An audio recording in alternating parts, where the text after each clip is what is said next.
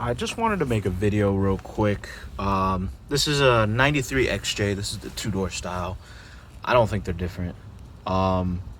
Taking this back cover off so you can get to the heater core, because this is a job I gotta do on mine. So this is what it looks like when it's all teared apart. I think I only broke one connector, and that's red one over there. And the little tab's still attached, so maybe some super glue or something, but I'm not sure. But honestly, to get to this, you have to take these screws out on top. I have my other Jeep. I could show it, but let me first show what it looks like emptied. So there's a couple bolts. These are the bolts, and then there's screws on top of here, and there's like a little vent crown on top, and you got to take that off to get to the bolts.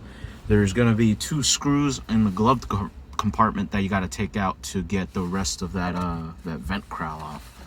Then you take off these bolts, the top bolts, and you got to take the bottom piece out too. You don't have to take the center console out. You do not. It is not even attached to it, and the only thing that's going to suck is your shifter is going to be in the way. So if you have to shift into drive or something, I squeezed it out because it just ripped everything apart. But after that, after you take that bottom part out, actually, I don't think you have to take that bottom part out. No, you do. No, you do. Because this is bolted on the side here. Not this bolt, but there's a bolt right here. And then there's one bolt on that side. And it'll start wiggling if you don't take off that top part. And don't rip it out because it's still bolted on by those bolts on top. But I just wanted to make a video on how to get that out because I need to do that. And I don't think there's anything else. Well, it's attached from the hood, under the hood, this whole box assembly thing, the HVAC box, I guess you would call it. I don't know exactly what it would be called. I just realized you can just take off that plastic crown there with that minus flathead, whatever. I don't think there's anything attached to this besides under the hood.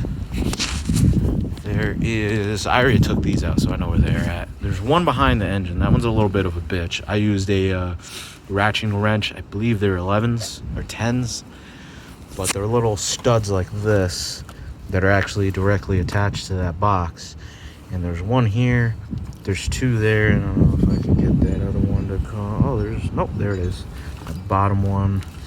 Damn, that's hard to get to. This bottom one right here.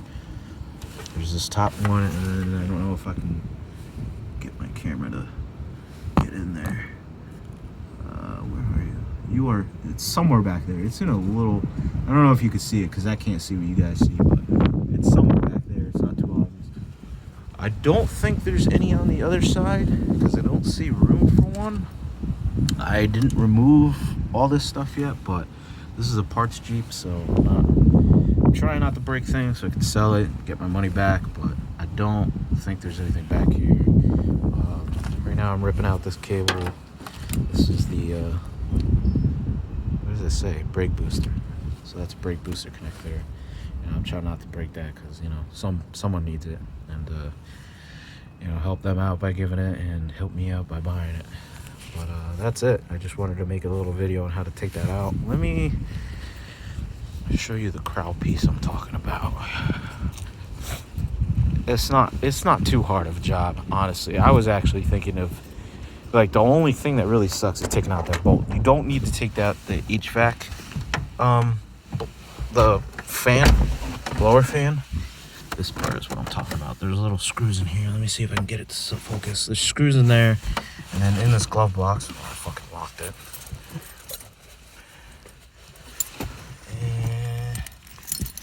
And in this glove box, there is 1, 2.